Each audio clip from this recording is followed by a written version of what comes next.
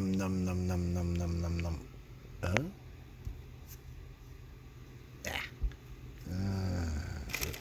Oh, oh, oh, oh, oh. Hein?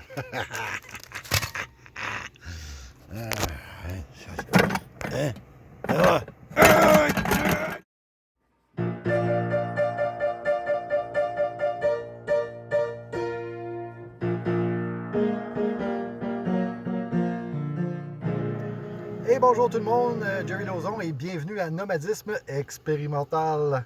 Aujourd'hui, on parle popote. Popote dans une minivan. C'est pas évident en hiver, encore moins.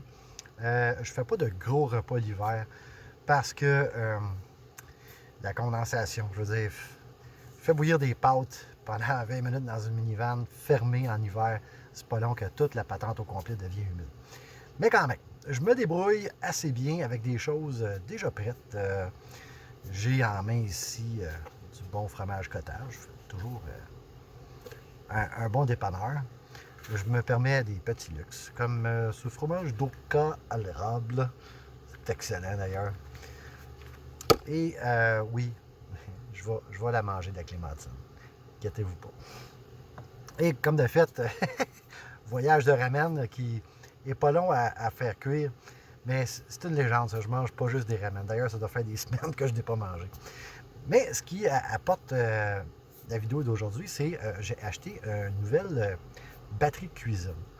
Vous allez voir, c'est vraiment compliqué. Présentement, là, j'ai ces deux chaudrons-là, un petit puis un gros. Le petit, il n'y a pas de couvert. C'est fatigant. C'est tout le temps dans le chemin. J'ai aussi ça, le fameux petit four que j'ai acheté l'an dernier. Ouais, c'est pratique, mais dans une minivan, maudit que c'est encombrant. Puis je m'en sers pas assez souvent pour justifier cette bébelle-là. Puis, à part le fait qu'elle marche très bien à mes cœurs. Fait que tout ça va prendre le bord. Because ça prend trop de place. Comme vous avez pu voir dans l'intro, bon, l'armoire de cuisine n'est pas si grosse que ça. Qu'est-ce que j'ai pris pour remplacer ça? Un bidule que j'ai acheté sur Amazon. Voilà la patente. Ouh. Ça fait 7 pouces de diamètre avec un couvert.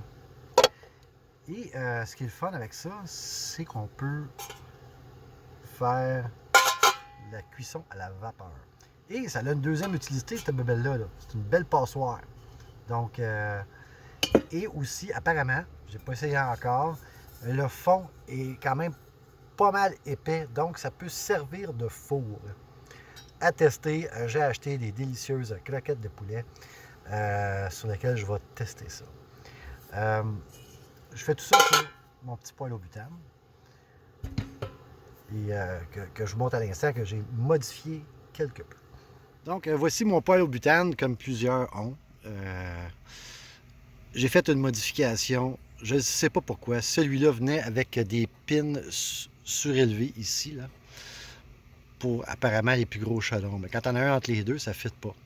Mais ce que je vous conseille, trouvez-vous un bon grinder, puis mets ça plate.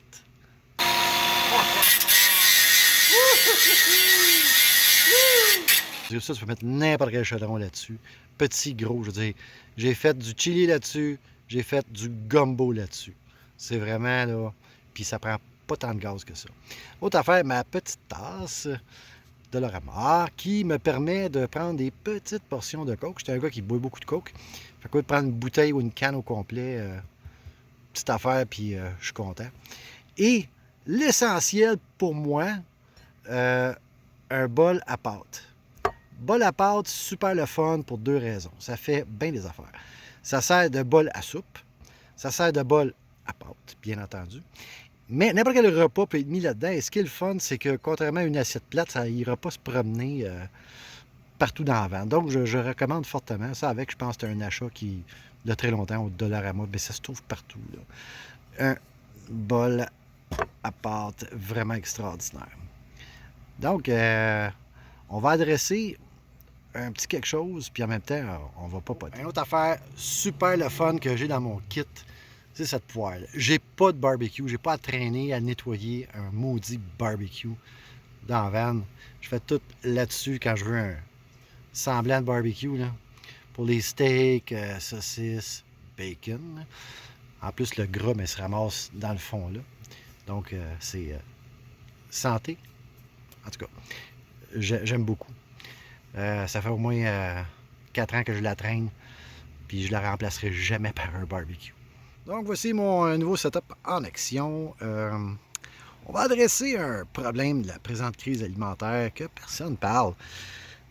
Et on parle du hot dog stimé. 4 piastres. Puis ils savent pas faire un hot dog stimé. L'affaire la plus niaiseuse à faire au monde. Sérieux, là. Les saucisses sont pas cuites. Le pain est sec. Puis ils chargent 4 piastres. Du hot dog. C'est fou, là. Mais là, je suis en train de faire et les saucisses et les pains. Puis pour moins cher qu'un trio chez Valentine, j'ai 12 pains, 12 saucisses. J'ai dit, ben où c'est que tu mets ça? Dude. Tout le monde me demande comment tu isoles ton plancher. Il n'est pas isolé pantoute. Pourquoi? Parce que c'est mon frigidaire en hiver. Je me sers même pas de mon frigo, là. Là, on ne voit pas, hein? Mais je m'en sers pas. Fait que j'ai de la place en masse pour garder les choses au frais parce que bien qu'il fasse autour de 25 ici, en bas, au plancher, il doit faire autour de 2 degrés, même des fois dans le moins.